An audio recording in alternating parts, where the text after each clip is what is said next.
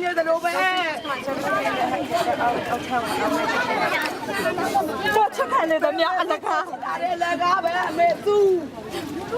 မဲသူ့တော့ကလူလူအကာဝယ်ကြရတယ်အတပည့်ပြီးကမှတန်းလာတော့အခုဆိုလည်းသူ့ကိုမျှနေတဲ့ကြီးရှိကြရတယ်အခုသူဖြေလိုက်တဲ့အဖြေလောကလူလူတွေကတတ်ခဲ့တာနဲ့ဘာမှမရှိမဲသူ့ကိုယ်တိုင်ကြော်နေထားတာပဲအမေသူ့ရဲ့